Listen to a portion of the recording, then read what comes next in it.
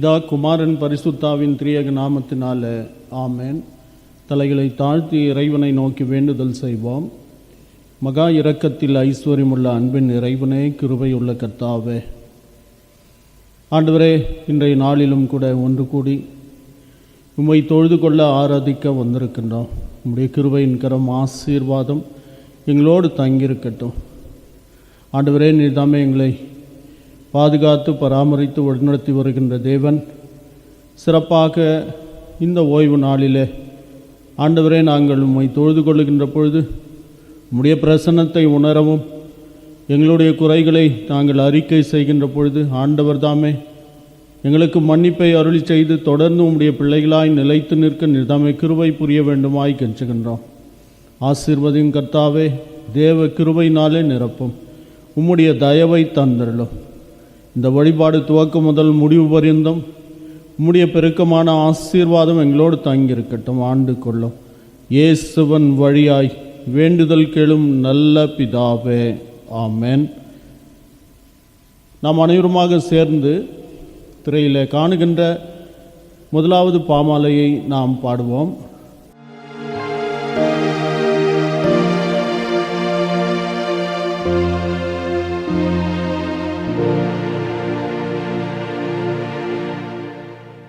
சிலுவை தாங்கு மீட்பர் பின்னவரின் சீஷனாகவே,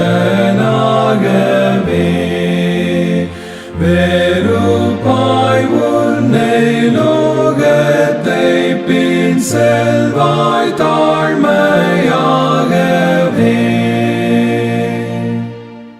சிலுவை தாங்கு பாரத்தால் கோழை நெஞ்சோனாய் அஞ்சிடாய், வீண்பலம் உன்னை தாங்கிடும் வல்லமை வீரம் பெறுவாய்.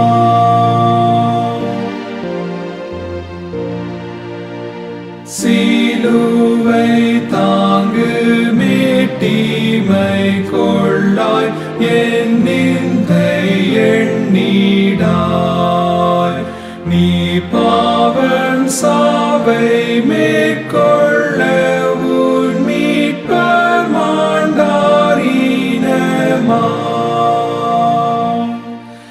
சிலுவை தாங்கி நின்றிடு தீரமாய் மோசம் யாவிலும், சிலுவை சேர்க்கும் மோட்சத்தில் சாவின் மேல் வெற்றி தந்திடும்.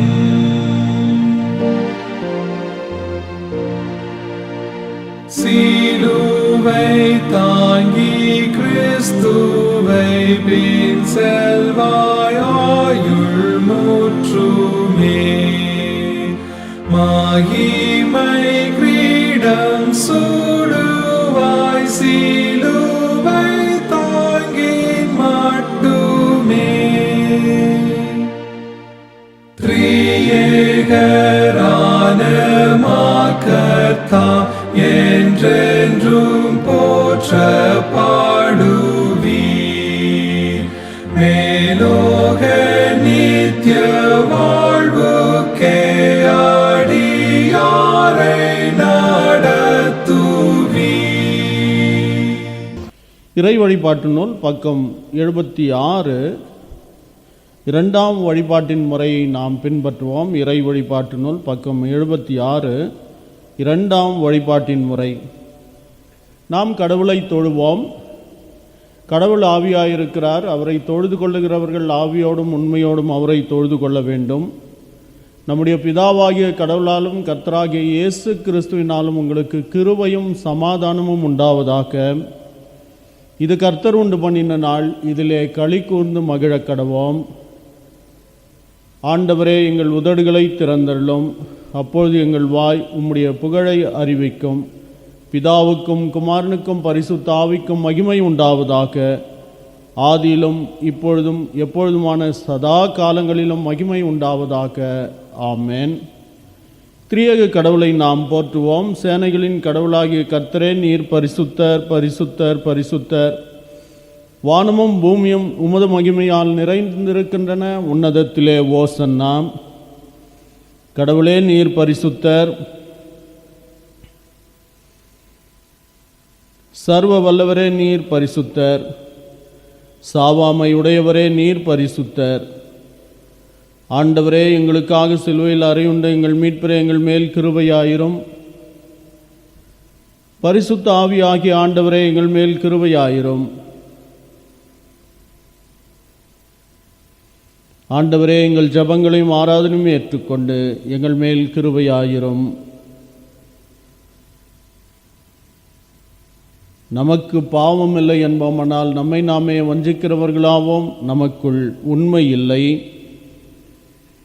நமது பாவங்களை அறிக்கையிட்டால் பாவங்களை நமக்கு மன்னித்து எவ்வித அநீதமும் நீங்க நம்மை சுத்திகரிப்பதற்கு அவர் நம்பத்தக்கவரும் நீதியும் உள்ளவர். நான் எழுந்து என் தகப்பனிடத்திற்கு போய், தகப்பனை, விண்ணகத்திற்கு விரோதமாக உமது பார்வையிலும் பாவம் செய்தேன். இனி உம்முடைய பிள்ளை என்று எண்ணப்படுவதற்கு நான் ஏற்றவன் அல்ல. நம்முடைய வேலைக்காரரில் ஒருவனாக என்னை வைத்து கொள்ளும் என்பேன். கடவுளுடைய அரசு சமீபத்திருக்கிறது. மனம் திரும்பி நற்செய்தியில் நம்பிக்கை வையுங்கள். நமது பலவீனங்களுக்காக பரிதவிக்க முடியாத பிரதான ஆசாரியர் நமக்கிராமல், எல்லா விதத்திலும் நம்மை போல் சோதிக்கப்பட்டும் பாவம் இல்லாத பிரதான ஆசாரியரே நமக்கு இருக்கிறார். எனவே நாம் அமர்ந்த நிலையிலே மௌனமாக நம்மை நாமே சோதனை செய்வோமாக. சர்வ வல்லமையுள்ள கடவுளிடத்தில் நாம் நமது பாவங்களை மனத்தாழ்மையோடு அறிக்கை செய்வோமாக. முதலாவது பாவ அறிக்கையின் ஜபத்தை அனைவருமாக சேர்ந்து சொல்லுவோம். சர்வ வல்லமை மிகுந்த இரக்கமுள்ள பிதாவே, தப்பிப்போன ஆடுகளைப் போல நாங்களும் உடைய வழியை விட்டு அலைந்து போனோம். எங்கள் இருதயத்தின் யோசனைகளுக்கும் விருப்பங்களுக்கும் மிகவும் இணங்கி நடந்தோம். உமது பரிசுத்த கற்பனைகளுக்கு விரோதமாய் குற்றம் செய்தோம்.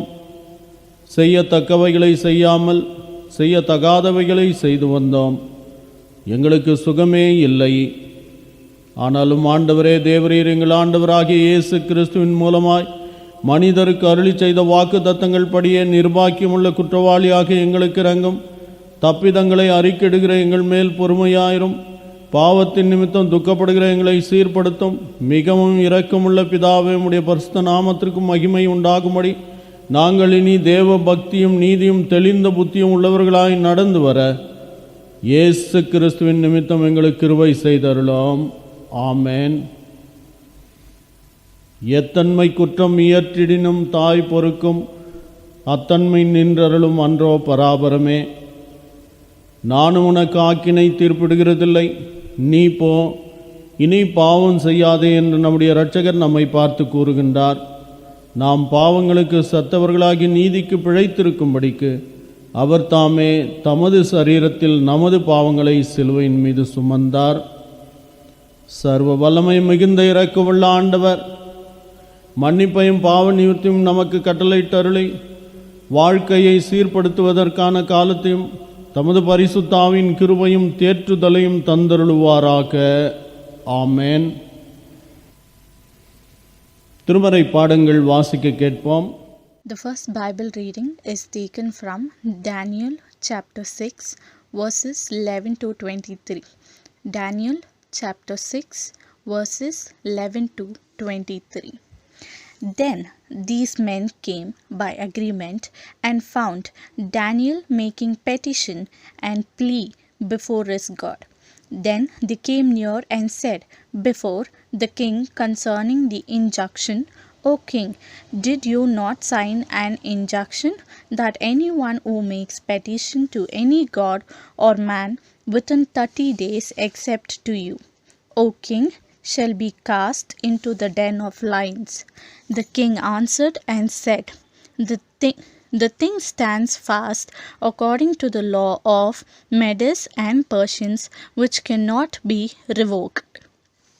Then they answered and said before the king, Daniel, who is one of the exiles from Judah, pays no attention to you, O king, or the injunction you have signed, but makes his petition 3 times a day.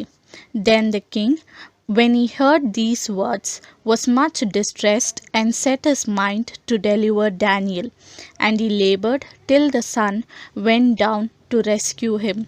Then these men came back by agreement to the king and said to the king, "Know, O king, that is a law of Medes and Persians, that no injunction or audience that the king establishes can be changed." Then the king commanded, and Daniel was brought and cast into the den of lions. The king declared to Daniel, "May your God, whom you serve continually, deliver you." And a stone was brought and laid on the mouth of the den.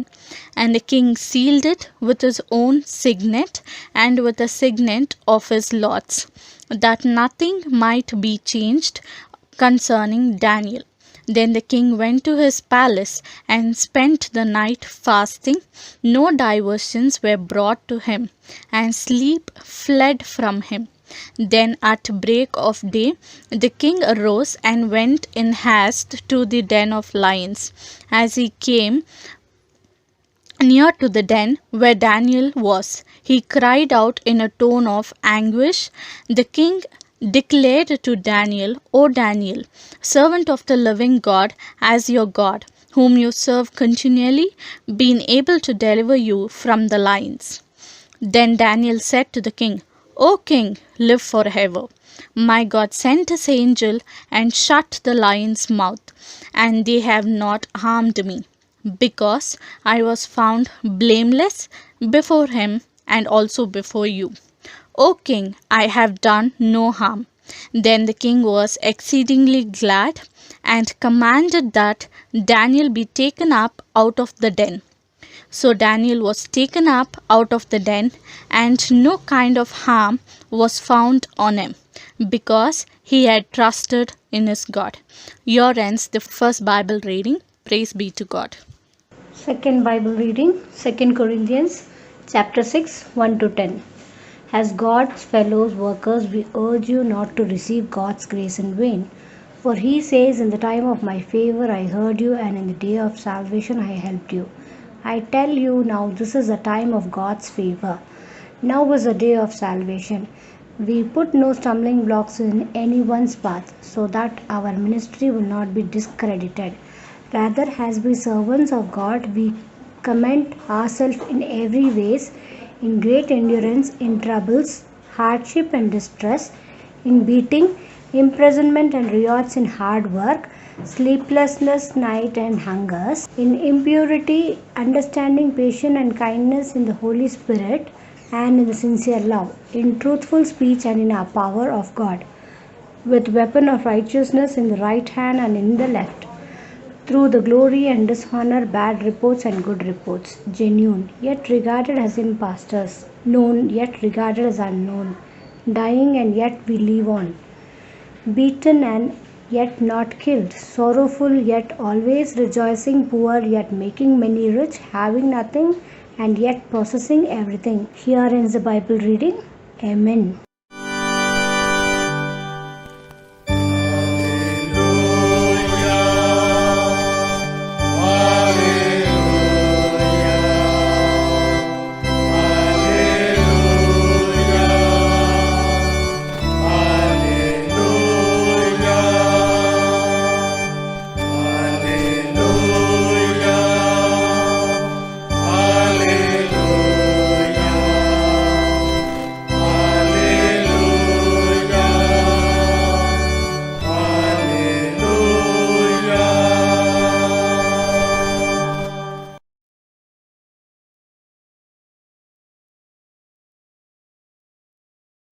அப்பொழுது செபதேவியின் குமாரனாகிய யாக்கோப்பும் யோவானும் அவரிடத்தில் வந்து, போதகரே, நாங்கள் கேட்டுக்கொள்கிறதை நீர் எங்களுக்கு செய்ய வேண்டும் என்று விரும்புகிறோம் என்றார்கள். அவர் அவர்களை நோக்கி, நான் உங்களுக்கு என்ன செய்ய வேண்டும் என்று விரும்புகிறீர்கள் என்று கேட்டார். அதற்கு அவர்கள், உமது மகிமையிலே எங்களில் ஒருவன் உமது வலது பரியாசத்திலும் ஒரு இடது பரியாசத்திலும் உட்கார்ந்திருக்கும்படி எங்களுக்கு அருள் செய்ய வேண்டும் என்றார்கள். இயேசு அவர்களை நோக்கி, நீங்கள் கேட்டுக்கொள்கிறது இன்னது என்று உங்களுக்கே தெரியவில்லை. நான் குடிக்கும் பாத்திரத்தில் நீங்கள் குடிக்கவும் நான் பெறும் ஸ்நானத்தை நீங்கள் பெறவும் உங்களால் கூடுமா என்றார். அதற்கு அவர்கள், கூடும் என்றார்கள். இயேசு அவர்களை நோக்கி, நான் குடிக்கும் பாத்திரத்தில் நீங்கள் குடிப்பீர்கள், நான் பெறும் ஸ்நானத்தை நீங்கள் பெறுவீர்கள். ஆனாலும் என் வலது பரியாசத்திலும் என் இடது பரியாசத்திலும் உட்கார்ந்து இருக்கும்படி எவர்களுக்கு ஆயத்தம் பண்ணப்பட்டிருக்கிறதோ அவர்களை அல்லாமல் மற்ற ஒருவருக்கும் அதை அருளுவது எனது காரியமல்ல என்றார். மற்ற 10 பேரும் அதை கேட்டு யாக்கோப்பின் மேலும் யோவானின் மேலும் எரிச்சலானார்கள். அப்பொழுது இயேசு அவர்களை கிட்டவரச் செய்து, புற ஜாதியாருக்கு அதிகாரிகளாக எண்ணப்பட்டவர்கள் அவர்கள் இருமாப்பாய் ஆளுகிறார்கள் என்றும் அவர்களில் பெரியவன் அவர்கள் மேல் கடினமாய் அதிகாரம் செலுத்துகிறார்கள் என்றும் நீங்கள் அறிந்திருக்கிறீர்கள். உங்களுக்குள்ளே அப்படி இருக்கலாகாது. உங்களில் எவனாகிலும் பெரியவனாய் இருக்க விரும்பினால் அவன் உங்களுக்கு பணிவிடைக்காரனாய் இருக்க கடவன். உங்களில் எவனாகிலும் முதன்மையாக இருக்க விரும்பினால் அவன் எல்லோருக்கும் ஊழியக்காரனாக இருக்க கடவன். அப்படி மனுஷகுமாரனும் ஊழியம் கொள்ளும்படி வராமல் ஊழியம் செய்யும் அநேகரை மீட்கும் பொருளாக தம்முடைய ஜீவனை கொடுக்கும் வந்தார் என்றார். வாசிக்க வேண்டிய 3ஆம் வேத படம் வாசித்தாயிற்று.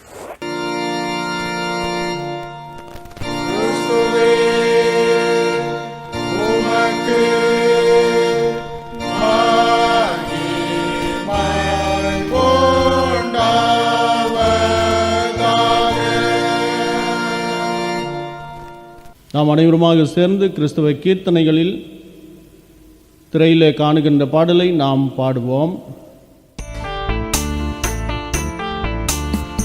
என் சிலுவை எடுத்து என் இயேசுவே இச்சணம் பின்னே வாரேன்.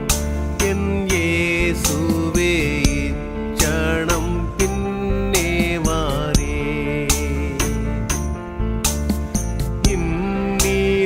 இந்நிலமீதினில் எனக்காயுயிர் விட்டீர். இந்நிலமீதினில் எனக்காயுயிர் விட்டீர். ரட்சகரே எனக்குள்ள யாவும் விட்டு என் சிலுவை எடுத்து என் இயேசுவே இச்சணம் பின்னே வாரேன். என் இயேசுவே இச்சணம் பின்னே வாரேன்.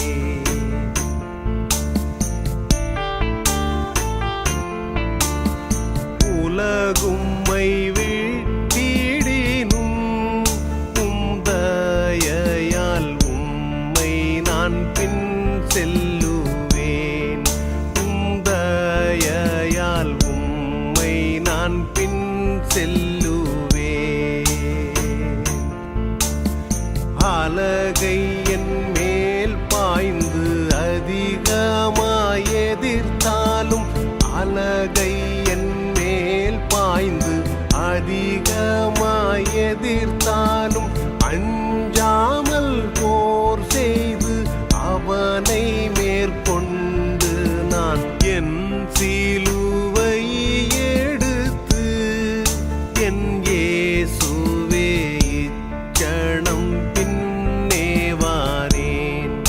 என் இயேசுவே இச்சணம் பின்னே வாரேன்.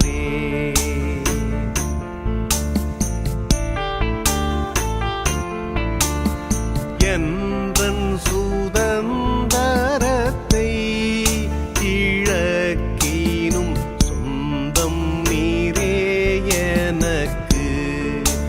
இழக்கினும் சொந்தம் நீரே எனக்கு. பந்து ஜனங்களும் பற்றுரு நேசரும் பந்து ஜனங்களும் பற்றுரு நேசரும் பகைத்து பழிப்பின் என் பங்கு நீரல்லவோ. என் சிலுவை எடுத்து என்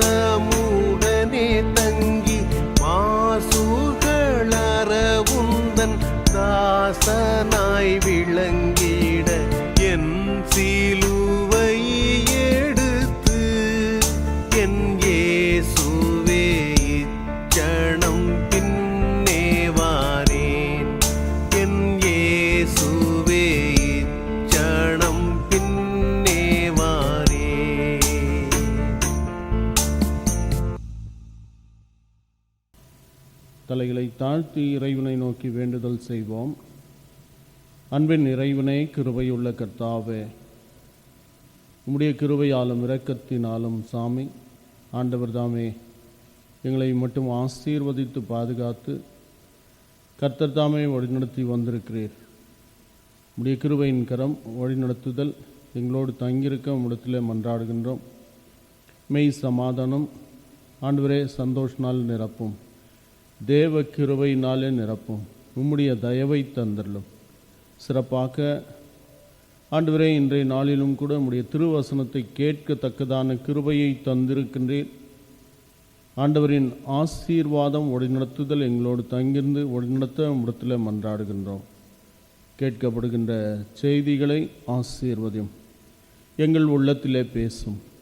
இயேசுவின் வழியாய் வேண்டுதல் கேளும் நல்ல பிதாவே, ஆமென். கிறிஸ்துவுக்குள் பிரியமானவர்களே, கிறிஸ்து இயேசுவின் இனிய பெயரிலே உங்களை நான் வாழ்த்துகின்றேன். ஆண்டவருடைய ஆசீர்வாதம் கிருபையின் நிமித்தமாக இன்னும் ஒரு நாளுக்குள்ளாக நாம் பிரவேசித்திருக்கின்றோம். கடவுள் நம்மை வழிநடத்துகின்றவர், பாதுகாக்கின்றவர். இந்த காலங்களிலே ஆண்டவர் தாமே நமக்கு வேண்டிய சுகபலனை தந்து வழிநடத்துவாராக. நம்முடைய சிந்தனைக்கென்று கொடுக்கப்பட்டிருக்கின்ற பொருள் த காஸ்ட் ஆஃப் டிசைபிள்ஷிப் என்று சொல்லி சிந்திக்க நாம் அழைக்கப்பட்டிருக்கின்றோம். காஸ்ட் ஆஃப் டிசைபிள்ஷிப், சீடத்துவத்தின் மதிப்பு என்ற தலைப்பில் இந்த வாரத்தில் நாம் சிந்திக்க அழைக்கப்பட்டிருக்கின்றோம். உலக வாழ்க்கையில் மகிழ்ச்சியாக நான் வாழ வேண்டும் என்று சொன்னால் நமக்கு தேவையானது 3 என்று சொல்லி நாம் நிர்ணயித்து அதை தேடுகின்றவர்களாக நாம் இருக்கின்றோம். 1, பணம் நமக்கு அவசியம், பதவி நமக்கு அவசியம், 3வது பட்டம் நமக்கு அவசியம். இந்த 3ஐயும் தான் வாழ்க்கையில் நாம் முக்கியத்துவப்படுத்தி அதை தேடுகின்றவர்களாக இருக்கின்றோம். அதில் என்ன உள்ளது, ஏன் தேடுகிறோம் என்று சொல்லி சிந்திக்கின்ற பொழுது, பணத்தினாலே பாதுகாப்பை நான் பெற முடியும், அந்த பணத்தின் நிமித்தமாக இந்த உலக வாழ்க்கையில் நான் எல்லாவற்றையும் செய்ய முடியும் என்கின்ற நம்முடைய உள்ளத்தின் ஆழத்தில் அப்பேற்பட்ட ஒரு எண்ணம் நமக்கு ஏற்படுகின்றது. பணம் இருந்தால் போதும், நான் வாழ்ந்து விடலாம் என்ற ஒரு எண்ணம் நம்முடைய ஆழ் மனதிலே இருக்கின்றதுனால நம்முடைய வாழ்நாள் முழுவதுமே அந்த பணத்தை சம்பாதிக்க, அதை சேகரிக்க பலவிதமான முயற்சிகளை நான் மேற்கொண்டே இருக்கின்றோம். ஏனென்று சொன்னால் பணமானது எனக்கு பாதுகாப்பை தருகின்றது. The money gives me a safety. அதன் நிமித்தமாகத்தான் நான் அதை தேடுகின்றேன். எனக்கு ஒரு சேஃபான ஒரு வாழ்க்கை கிடைக்கும் என்று சொல்லி நம்பி பணத்தை தேடுகின்றோம். 2வதாக பதவியை தேடுகின்றோம். பதவியின் நிமித்தமாக வருகின்றது என்ன, ஒரு புகழ், ஃபேம். அந்த பதவிக்காக நான் புகழோடு வாழ வேண்டும் என்பதற்காக பல முயற்சிகளை நான் மேற்கொள்ளுகின்றேன். பல நேரத்தில் அதன் நிமித்தமாக எனக்கு எந்த ஒரு பிரச்சனைகள் வந்தாலும் கூட பரவாயில்லை, எதிர்ப்புகள் ஏற்பட்டாலும் கூட பரவாயில்லை, ஆனால் நான் புகழோடு ஜீவிக்க வேண்டும் என்று சொல்லி புகழை தேடுகின்றவர்களாக, அதற்காக அலைகின்றவர்களாக நாம் இருக்கின்றோம். 3வதாக பட்டம். ஒரு டிகிரி வாங்கி நான் இவ்வளவு படித்தவன் என்று பெருமையோடு வாழ அதே நேரத்தில் இந்த சமுதாயம் எனக்கு கொடுக்கப்படுகின்ற அங்கீகாரம், ரெக்கக்னிஷன், அதற்காக நான் அதை தேடுகின்றவர்களாக நம்முடைய வாழ்நாட்களை செலவு செய்கின்றோம். ஆகவே இந்த மூன்றும் நம்முடைய வாழ்க்கையில் மிகவும் அத்தியாவசியமானது என்று சொல்லி நினைத்து முக்கியத்துவப்படுத்தி அதற்காக நான் செலவு செய்கின்றேன், அதற்காக என் வாழ்நாட்களை முழுவதுமாய் அழித்து கொள்ளுகின்றேன் என்பதை நாம் நினைத்து பார்க்க வேண்டும். ஆனால் இயேசுவின் போதனை என்று பார்க்கின்ற பொழுது இம்மூன்றையும் இழக்க தயாராக இருக்க வேண்டும் என்று சொல்லி கூறுகின்றது. உலக பிரகாரமாக இவைகள் எல்லாம் என்னுடைய வாழ்க்கைக்கு போதும் என்று நினைக்கின்ற நினைவிலே ஆண்டவராகிய இயேசு கிறிஸ்து அவரிடத்தில் நான் வருகின்ற பொழுது அவர் என்ன சொல்லுகின்றார்? இந்த மூன்றையும் விட்டு வா. செல்வம் கடவுளுடைய ஆசீர்வாதம் என யூதர்களும் சீடர்களும் நினைத்த பொழுது ஆண்டவர் அவர்களை பார்த்து சொல்லுகின்ற வார்த்தை என்ன? உம்மிடம் உள்ளதை எல்லாம் விற்று ஏழைகளுக்கு கொடு, பின்பு வந்து என்னை பின்பற்று. உம்மிடத்தில் நீ சேர்த்து வைத்திருக்கின்ற பணம், அந்த பணத்தின் ஊடாக உனக்கு வந்த புகழ், அந்த பணத்தின் மூலமாய் நீ எதிர்பார்க்கின்ற பாதுகாப்பு, இவைகள் எல்லாவற்றையும் விட்டுவிட்டு அவை எல்லாவற்றையும் இல்லாதவனுக்கு கொடுத்து விடு. அப்படி கொடுத்துவிட்டு என்னண்டை வா என்று சொல்லி அழைக்கின்ற ஆண்டவர். செல்வந்த இளைஞனுக்கு கொடுத்த அறிவுரை வழியாக செல்வம் முதன்மையானது அல்ல, அது பின்னுக்கு தள்ளப்பட வேண்டிய ஒன்று என்பதை உணர்த்துகின்றார். அவனிடத்தில் மிகுந்த செல்வம் இருக்கின்றது, செழிப்போடு கூட அவன் வாழ்ந்து கொண்டு இருக்கின்றான். ஆனால் ஆண்டவரிடத்தில் வந்து அவன் கேட்கின்றான், நித்திய ஜீவனை பெற்றுக்கொள்ள நான் என்ன செய்ய வேண்டும் ஆண்டவரே? ஆண்டவர் சொல்லுகின்றார், இவை எல்லாவற்றையும் ஏழைக்கு கொடுத்து விடு. நீ எதை நம்பிக்கொண்டிருக்கின்றாயோ, எது பாதுகாப்பானது, எது எனக்கு புகழை தருகின்றது, எது எனக்கு இந்த உலகத்திலே அங்கீகாரம் தருகின்றது என்று நினைத்து கொண்டிருக்கின்றாயோ அதை விட்டு என்னிடத்திலே வா என்று சொல்லி ஆண்டவர் சொல்லுகின்றதை நாம் காணுகின்றோம்.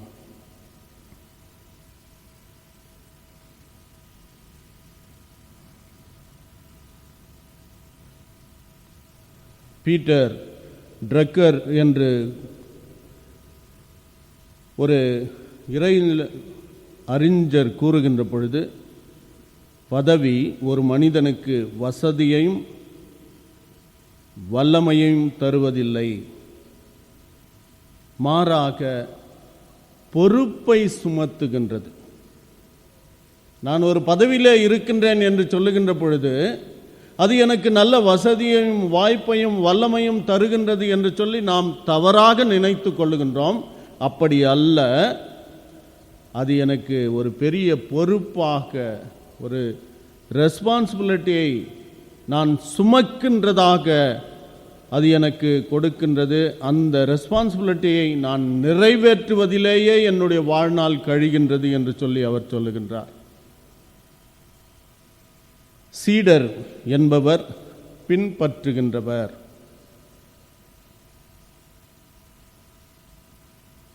Disciple is the one who follows. சீடர் என்பவர் பின்பற்றுகின்றவர். அதே நேரத்தில் சீடர் என்பவர் கற்றுக்கொள்ளுகின்றவர். Disciple who learns from the Guru. Disciple என்கின்றவர் கற்றுக்கொள்ளுகின்றவர். சீடர் என்பவர் பயிற்சி பெறுகின்றவர். who gets training. சீடர் என்பவர் பயிற்சி பெறுகின்றவர். எனவே தான் ஆண்டவர் சொல்லுகின்ற பொழுது சொல்லுகின்றார், லூக்கா 6ஆம் அதிகாரம் 40வது வசனத்தை வாசிக்கின்ற பொழுது, சீடன் என்பவன் தன் குருவிற்கு மேற்பட்டவன் அல்ல. தேறினவன் எவனும் தன் குருவை போல் இருப்பான். ஆகவே நான் கற்றுக்கொள்ளுகின்ற பொழுது இன்னும் அநேக காரியங்கள் குருவினிடத்தில் இருக்கின்றது, அதை நான் கற்றுக்கொள்ள வேண்டும். இன்னும் அநேக காரியங்கள் குருவினிடத்தில் இருக்கின்றது, அவரை நான் பின்பற்ற வேண்டும். அவருடைய குணாதிசயங்களை புரிந்து கொள்ள வேண்டும். இன்னும் அநேக காரியங்கள் குருவினிடத்தில் இருக்கின்றன, அவரிடத்தில் இருந்து நான் பயிற்சிவிக்கப்பட வேண்டும். Get trained. ஆகவே சீடன் என்பவன் குருவுக்கு மேலானவன் அல்ல.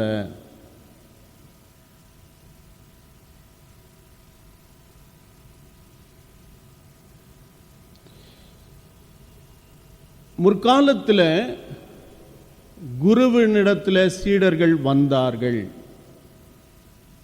வந்தவர்கள் என்னென்ன காரியத்தை எனக்கு கற்றுக் கொடுக்க வேண்டும் என்று சொல்லி குருவினிடத்தில் சொன்னார்கள். அதுதான் குரு சிஷ்ய பாரம்பரியம். நம்முடைய நாட்டில் இவைகள் அதிகமாக இருந்ததை நாம் நினைத்து பார்க்க முடியும். ஒரு குரு இருக்கின்றார், அவர் ஒரு சன்னியாசியாக ஊரை விட்டு வெளியே, ஊருக்கு வெளியே அல்லது காட்டிலோ இருப்பார். அவரிடத்தில் இவர்கள் சென்று, குருவே எங்களுக்கு என்னென்ன காரியங்களை கற்றுக் கொடுக்க வேண்டும் என்று சொல்லி சொல்லுகின்றதை அவர் கற்றுக் கொடுப்பார்.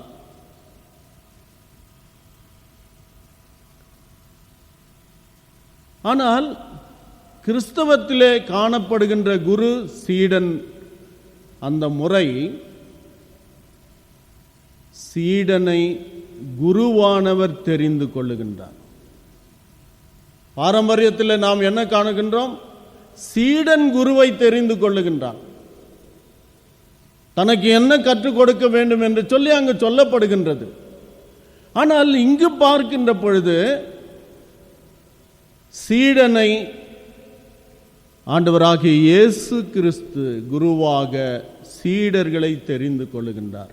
அவர்தான் அழைக்கின்றார், நீர் எனக்கு சீடனாக இருக்க வேண்டும், வா,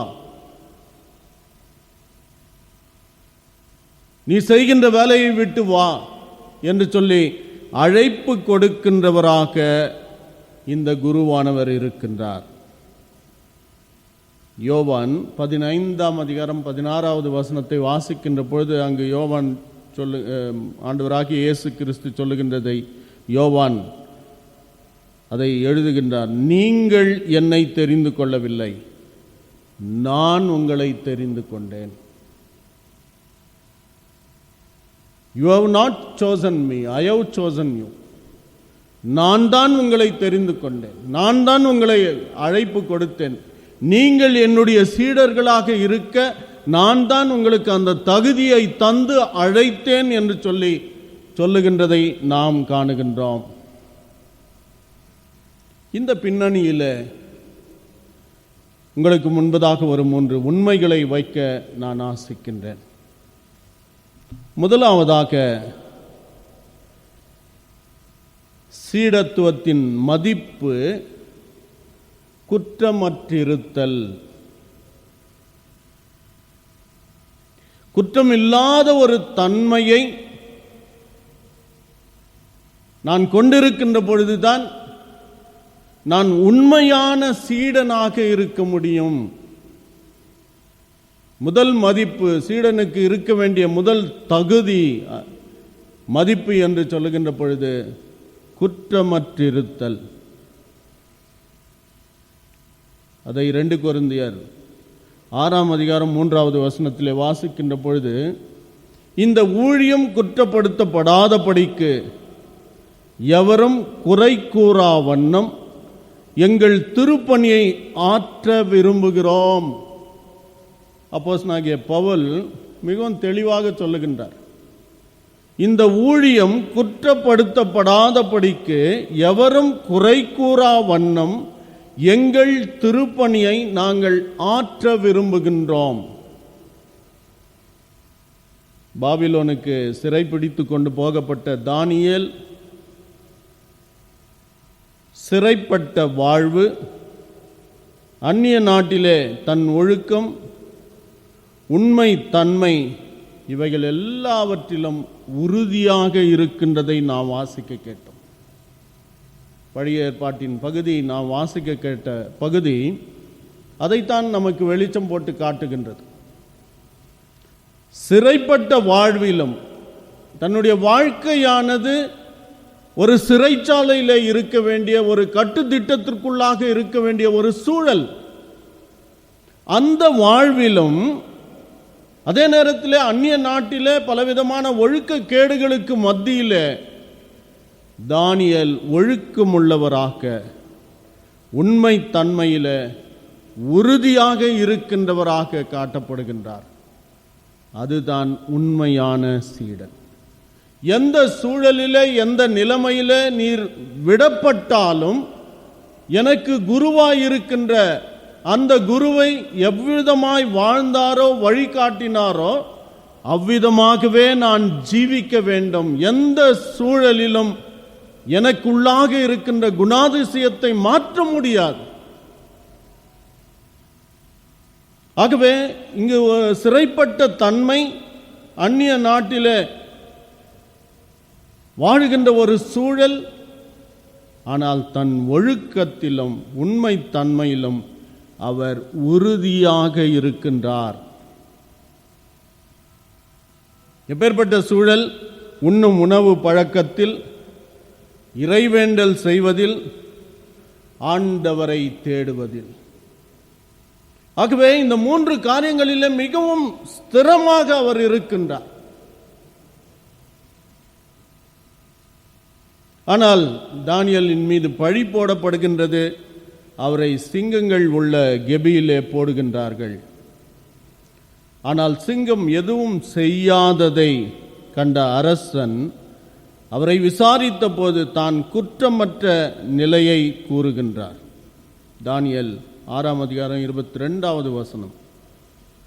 அனைவருக்கும் முன்பதாக குற்றமற்றவராய் கடவுள் அவருடைய உண்மை சீடராய் திகழ்ந்ததை நாம் காணுகின்றோம். ஆகவே கிறிஸ்துவுக்குள் அருமையானவர்களே, சீடத்துவத்தின் மதிப்பு, குற்றமற்ற ஒரு தன்மை நமக்குள்ளே காணப்பட வேண்டும். இயேசுவால் பிடிக்கப்பட்ட, பிற்காலத்தில் அவருடைய சீடராய் மாறின பவுல் புற இனத்தாரிடம் பணி செய்ய செல்லுகின்றார். அப்படி செல்லுகின்ற பொழுதுதான் இதை கூறுகின்றார். 2 கொரிந்தியர் 6:3 எவரும் குறை கூறா வண்ணம் செயல்பட விரும்புவதாக ஆண்டவரிடத்தில் அவர் கூறுகின்றார். ஒருமுறை நற்செய்தியின் நிமித்தம் குற்றம் சாட்டப்பட்டவராய் ரோம ஆளுநர் ஃபெலிக்ஸின் முன்பாக நிறுத்தப்பட்ட பொழுது, நானும் கடவுளுக்கு முன்பாக மற்றும் மக்களுக்கு முன்பாக எப்பொழுதும் குற்றமற்ற மனசான்றோடு வாழ விரும்புகின்றேன். அப்போஸ்தலர் நடவடிக்கைகள் 24ஆம் அதிகாரம் 16வது வசனத்தை வாசிக்கின்ற பொழுது அந்த இடத்துல சொல்லப்படுகிறது அதுதான். நான் கடவுளுக்கு முன்பாக மக்களுக்கு முன்பதாக எப்பொழுதும் குற்றமற்ற மனசான்றோட வாழ விரும்புகிறேன். நாம் குற்றமற்றிருந்தால் நம் செய்கை நேர்மையாக இருக்கும். நீதிமொழிகள் 21:8 நாம் வாசிக்கின்றோம்.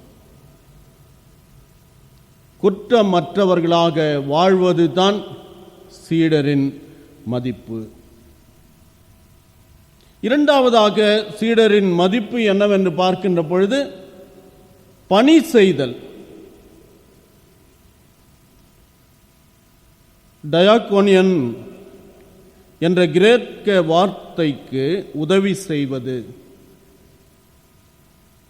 உதவி செய்ய காத்திருப்பது. அந்த வார்த்தைக்கு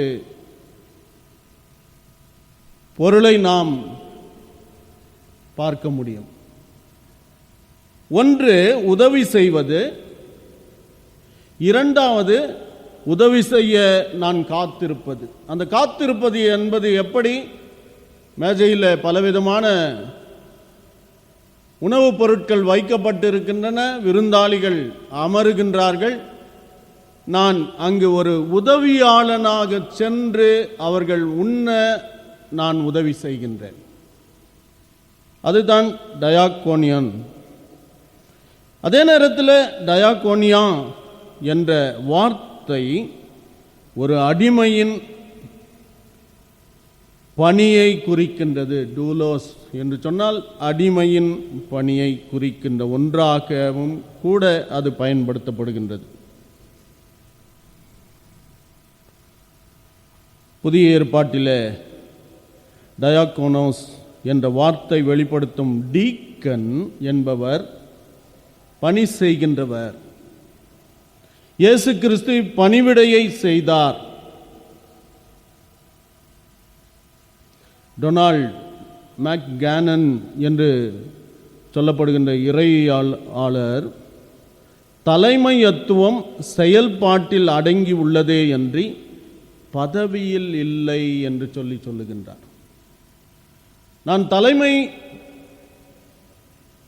மனிதனாக, தலைமை பொறுப்பை ஏற்ற ஒருவனாக நான் இருக்கின்ற பொழுது அங்கு அது ஒரு பதவியிலே இருக்கின்றேன் என்பதாக அல்ல, மாறாக நான் செயல்படுகின்றவனாக, பணிபுரிகின்றவனாக, உதவி செய்கின்றவனாக, பலருக்கு நற்செயல் செய்கின்றவனாகத்தான் அது சொல்லப்படுகின்றது. ஆகவே தலைமைத்துவம் உதவியாளன் என்பதை நாம் மறந்து போகக்கூடாது. இயேசு கிறிஸ்து இறை அரசிற்கான ஒரு சாலை விதிகளை கூறுகின்றார். என்று சொன்னால், இறை அரசிலே நீங்கள் வர வேண்டும் என்று சொன்னால் என்னென்ன காரியங்களை செய்ய வேண்டும்? முதன்மையாய் இருக்க விரும்புகின்றவர்கள் ஊழியக்காரனாய் இருக்க வேண்டும்.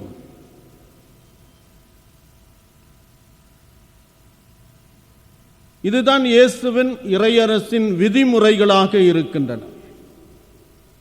ஆனால் இன்றைக்கு அவைகள் மாறி நாம் அதிகாரத்தை, பொறுப்பை ஏற்றுக்கொண்டு அந்த அதிகாரத்தை நான் பலருக்கு காண்பிக்கின்றவர்களாக நாம் இருக்கின்றோம். கடவுள் அதிகாரத்திற்கல்ல, பணிவிடைக்கே அழைக்கின்றார். பிலிப்பியருக்கு எழுதின நிருபத்திலே நாம் வாசிக்கின்றோம். 2ஆம் அதிகாரம் 6-8 வசனங்களை வாசிக்கின்ற பொழுது அனைவருக்கும் தெரிந்த ஒரு பகுதி அது.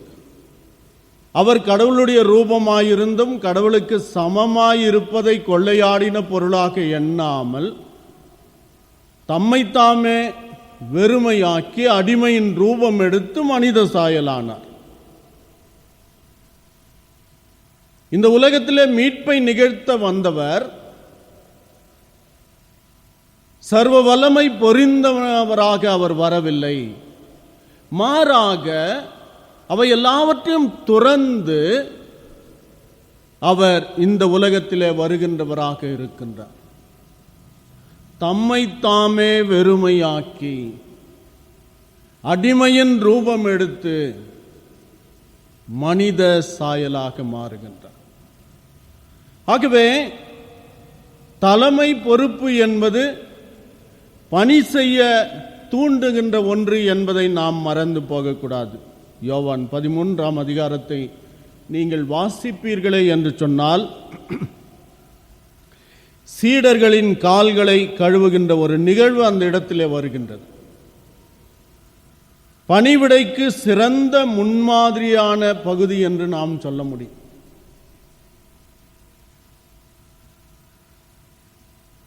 யூத அடிமைகள் கால்களை கழுவ கட்டாயப்படுத்தக்கூடாது என்ற சட்டம் இருந்த காலம் அது.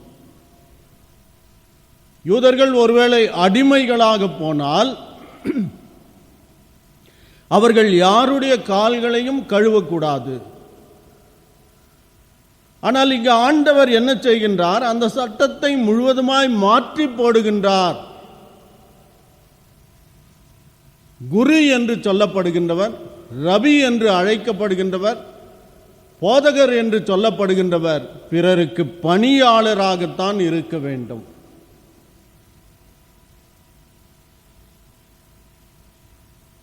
ஆனால் இன்றைய காலங்களிலே பார்க்கின்ற பொழுது அது ஒரு அதிகாரமாக, அது புகழை கொடுக்கின்றதாக, அந்த அதிகாரத்தை வைத்து அனைவரையும் நாம்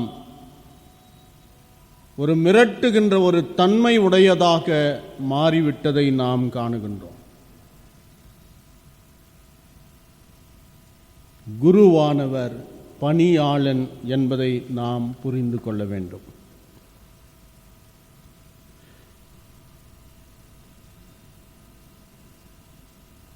அந்த முன்மாதிரியை தான் சீடருக்கு ஆண்டவர் கற்றுத்தருகின்றார். மூன்றாவதாக, சீடத்துவத்தின் மதிப்பு தியாகம் செய்தல். சாக்ரிஃபைஸ் என்று சொல்லுகின்ற பொழுது உயிர் துறத்தல், உயிரை கொடுத்தல். டியூட்ரிச் போனாஃபர் த காஸ்ட் ஆஃப் டிசைபிள்ஷிப் என்ற ஒரு புத்தகத்தை எழுதுகின்றார். அதை எழுதுகின்ற பொழுது அவர் அதிலே முக்கியமாக குறிப்பிடுகின்றது என்ன? when Christ calls a man, he bids him come and die. கிறிஸ்து ஒரு மனிதனை அழைக்கின்ற பொழுது வந்து சாக வேண்டும் என்ற துணிவு மிக்க திட்டத்தை கூறுகின்றார். போனாஃபர் தன் கூற்றின்படியே வாழ்ந்தவர். அமெரிக்க ஐக்கிய நாட்டிலே இறையியல் பேராசிரியராக அவர் ஒரு பெரிய அழைப்பு அவருக்கு கிடைக்கின்றது. ஆனால் அதை விட்டுவிட்டு நாசிசத்திற்கு எதிர்ப்பாக குரல் கொடுக்கத்தக்கதாக தன்னுடைய தேசத்திற்கு, ஜெர்மனிய தேசத்திற்கு அவர் வருகின்றார். அப்படி வந்து அன்றைய காலகட்டத்தில் இருந்த சர்வாதிகாரி ஹிட்லருக்கு விரோதமாக குரலை எழுப்புகின்றார். அப்படி எதிர்த்து 1945 ஏப்ரல் மாதம் தூக்கிலிடப்பட்டவராக இறந்து போகின்றார். ஆகவே சீடத்துவம் என்பது எளிதாக, சந்தோஷமாக, சுகபோகமாக வாழுகின்ற ஒரு வாழ்க்கை அல்ல. பிரச்சனைகளை அனுபவிக்க வேண்டும். அந்த பிரச்சனைகளிலே நான் கடவுளுடைய பிள்ளையாகவே இருக்க வேண்டும் என்று சொல்லி கூறுகின்ற ஒன்றாக இருக்கின்றது. 2 சீடர்கள் ஆண்டவரிடத்தில் சென்று பதவியை கேட்கின்றார்கள். அப்படி கேட்கின்ற பொழுது அவர்கள் கேட்ட பதவி என்ன? ஒருவன் வலது புறத்திலே, இன்னொருவன் இடது புறத்திலே அமர வேண்டும். ஆண்டவர் அவர்களை பார்த்து சொல்லுகின்றார், நான் குடிக்கும் பாத்திரத்திலே நீங்கள் குடிக்க வேண்டும், பானம் பண்ண வேண்டும், நான் பெரும் திருமுழுக்கை பெற வேண்டும் என்று சொல்லுகின்றதை நாம் காணுகின்றோம். மார்க்கு 10:38 அதை நாம் காணுகின்றோம். அவர்களும் கூட அதற்கு சம்மதிக்கின்றவர்களாக இருக்கின்றார்கள். மத்தேயு எத்தியோப்பியாவில் வாளால் வெட்டப்பட்டு மரித்தார். அந்திரேயா எக்ஸ் வடிவ சிலுவையில் அறைந்து கொல்லப்பட்டார். மார்க்கு தெரு வீதிகளில் நாயை போல இழுத்து செல்லப்பட்டு சாகடிக்கப்பட்டார். பெரிய யாக்கோபு தலைவெட்டி கொல்லப்பட்டார். லூக்கா ஒலிவ மரத்தில் தூக்கிலிடப்பட்டு கொல்லப்பட்டார். யோவான் கொதிக்கும் எண்ணெயில் சாகாததினாலே பத்ம தீவிற்கு நாடு கடத்தப்பட்டு பசியால் வெயிலில் சுருண்டு விழுந்து மடிந்து போனார். பேதுரு தலைக்கீழாக சிலுவையில் அறைந்து கொன்றார்கள். தோமா நம் நாட்டில் ஈட்டியால் குத்தி கொல்லப்பட்டார். பர்னபா கல்லெறிந்து கொல்லப்பட்டார். பர்த்தலேமே உயிரோடு தோல் உரிக்கப்பட்டு கொல்லப்பட்டார். சின்ன யாக்கோபு தடியால் அடிக்கப்பட்டு கொல்லப்பட்டார். ஆகவே சீடர்களுடைய முடிவு இப்படித்தான் இருந்திருக்கின்றது. ஏன் இந்த முடிவு? தன்னுடைய குருவை போலவே அவர்கள் வாழ்ந்தார்கள். தன்னுடைய குரு என்ன கற்றுக் கொடுத்தாரோ அதையே அவர்கள் கற்றுக் கொடுத்தார்கள். அதனால தன்னுடைய குருவானவர் எப்படி இந்த உலகத்தை விட்டு இறந்தாரோ அதே நிலைமையிலே இவர்களும் கூட துன்புறுத்தப்பட்டு இறக்கின்றார்கள். ஆகவே சீடத்துவம் என்பது எளிதான ஒரு வாழ்க்கை அல்ல. நான் கடவுளுடைய பிள்ளையாக சீடனாக இருக்க வேண்டும் என்று சொல்லுகின்ற பொழுது இந்த உலகத்திலே இருக்கின்ற பொன் பொருள் பதவி இவைகள் எல்லாவற்றையும் துறந்து அவருடைய பிள்ளையாகவே நாம் நிலைத்திருக்க வேண்டும். அதுதான் உண்மையான சீடத்தன்மை. நம்முடைய வாழ்விலே அந்த தன்மை இருக்கின்றதா? அல்லது அப்பேற்பட்ட சீடத்துவம் வேண்டாம், எனக்கு சுகபோக வாழ்க்கை வேண்டும் என்று சொல்லி நாம் எதை பற்றி கொள்ளுகின்றவர்களாக இருக்கின்றோம்? பல நேரத்தில் வெறும் ஆசீர்வாதம் இருந்தால் போதும் என்கின்ற நிலைமையிலே நாம் வாழ்ந்து கொண்டிருக்கின்றோம். ஆனால் ஆண்டவர் தருகின்ற ஆசீர்வாதம், அதோடு கூட பிரச்சனையோடு நான் வாழ்ந்து அவருடைய பிள்ளையாகவே ஜீவிக்க வேண்டும். அதைத்தான் ஆண்டவர் நம்முடைய வாழ்க்கையிலே தருகின்றார். இந்த உண்மையான சீடத்துவத்தை பின்பற்றுவோம், கடவுளுடைய பிள்ளையாகவே இருப்போம். கண்களை மூடி ஜெபிப்போம். அன்பின் இறைவனே, கிருபை உள்ள கர்த்தாவே, இந்த காலை நேரத்திற்காக நன்றி சுவாமி. சீடத்துவத்தின் மதிப்பை நாங்கள் புரிந்து கொண்டு உமக்கு உகந்த மக்களாக நாங்கள் வாழ நிதமை கிருபை புரியும். தேவ வழிநடத்துதல் எங்கள் அனைவரோடும் தங்கியிருக்கட்டும், ஆண்டு கொள்ளும். இயேசுவின் வழியாய் வேண்டுதல் கேளும் நல்ல பிதாவே, ஆமென். நாம் அனைவருமாக சேர்ந்து அப்போஸ்தல விசுவாச பிரமாணத்தை நாம் ஏறெடுப்போமாக. வானத்தையும் பூமியையும் படைத்த சர்வ வல்லமுள்ள பிதாவாகிய தேவனை விசுவாசிக்கிறேன். அவருடைய ஒரே குமாரனாகிய நம்முடைய நாதர் இயேசு கிறிஸ்துவையும் விசுவாசிக்கிறேன். அவர் பரிசுத்த ஆவியினாலே கன்னிமரியாள் இடத்தில் உற்பத்தி பிறந்தார். பொந்து பிலாத்துவின் காலத்தில் பாடுபட்டு சிலுவையில் அறையுண்டு மரித்து அடக்கம் பண்ணப்பட்டு பாதாளத்தில் இறங்கினார். 3ஆம் நாள் மரித்தோரிடத்திலிருந்து எழுந்தருளினார்.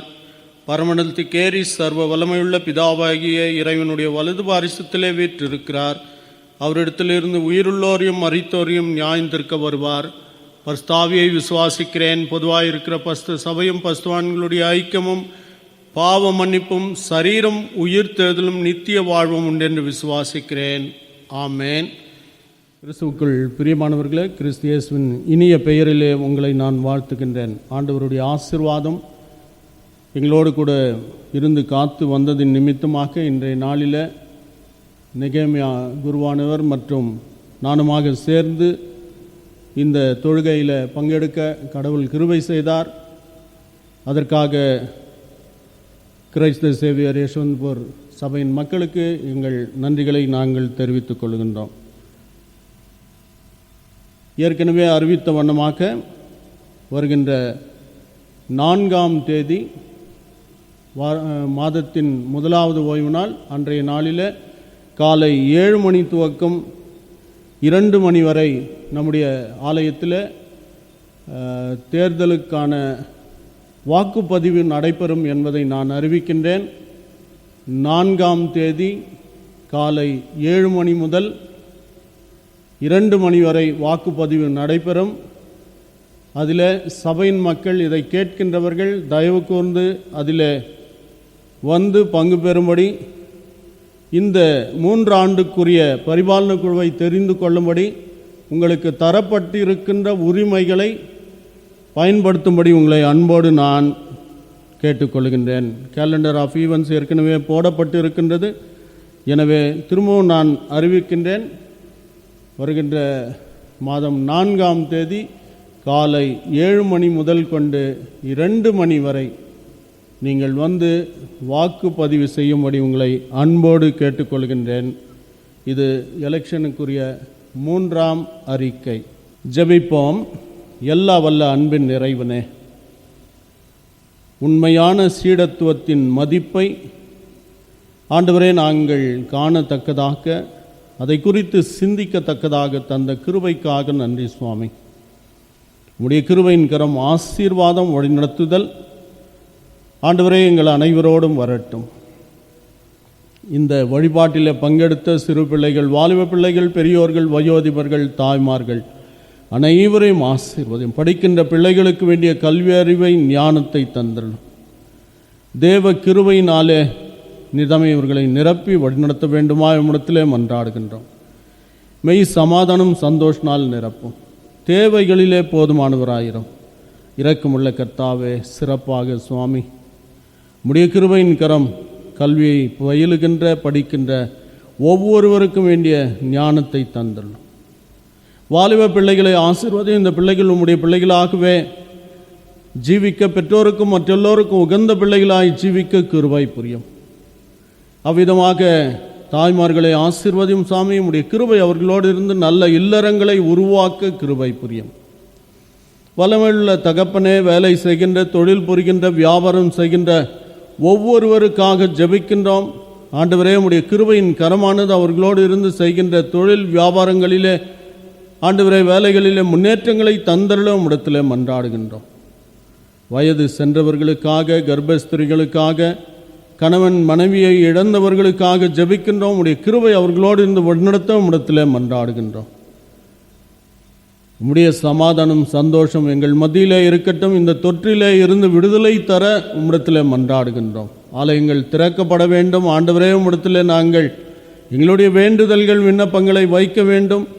ஆசீர்வாத நன்மைகளை பெற்றுக்கொள்ள வேண்டும் என்று சொல்லி ஏக்க பெருமூச்சுகளோடு இருக்கின்றோம் சாமி. இரக்கமுள்ள கர்த்தரின் கிருபை எங்களோடு இருந்து வழிநடத்தட்டும். தொடர்ந்து ஆசீர்வதியும். இயேசுவின் வழியாய் வேண்டுதல் கேளும் நல்ல பிதாவே, ஆமென். நம்முடைய கர்த்தராகிய இயேசு கிறிஸ்துவின் கிருபையும், பிதாவாகிய தேவனின் அன்பும், பரிசுத்த ஆவியின் ஐக்கியமும், வழிநடத்துதல், சமாதானம் நாம் அனைவரோடும் இன்றும் என்றும் சதா காலங்கள் தங்கி நிலைத்திருப்பதாக.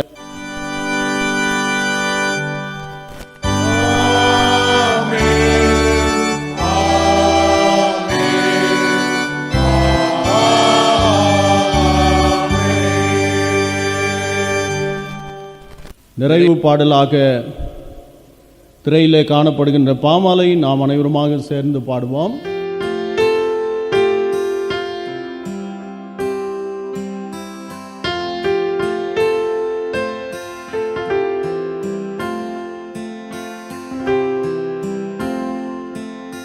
சிலுவை சுமந்தோனாக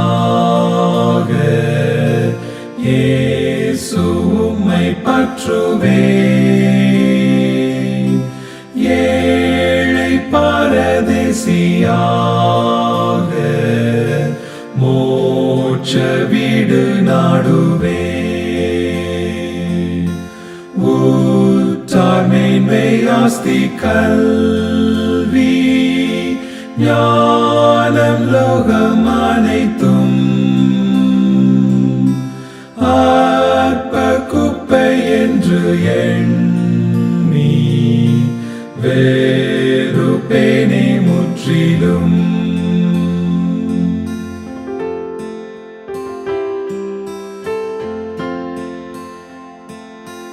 உமக்காக பாடுபட்டோன் நஷ்டப்பட மாட்டானே.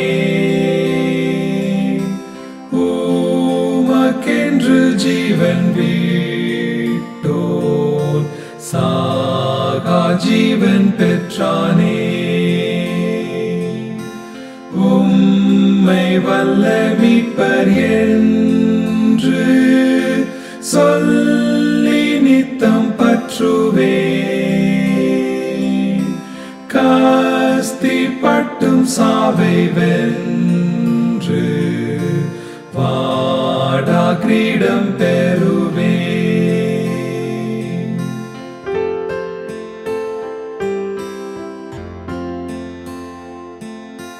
துஷ்டர் என்னை பகைத்தாலும்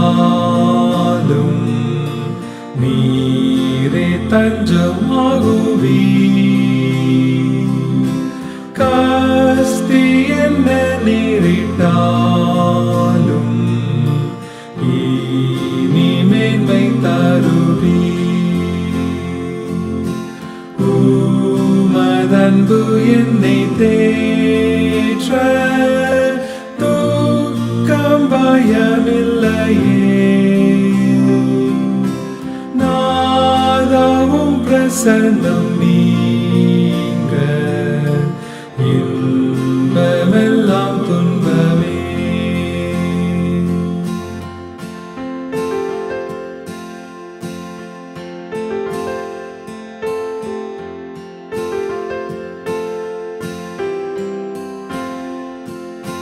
நெஞ்சமே உன்மேன்மை எண்ணு, வாரும் செல்வம் நோக்கி பார்.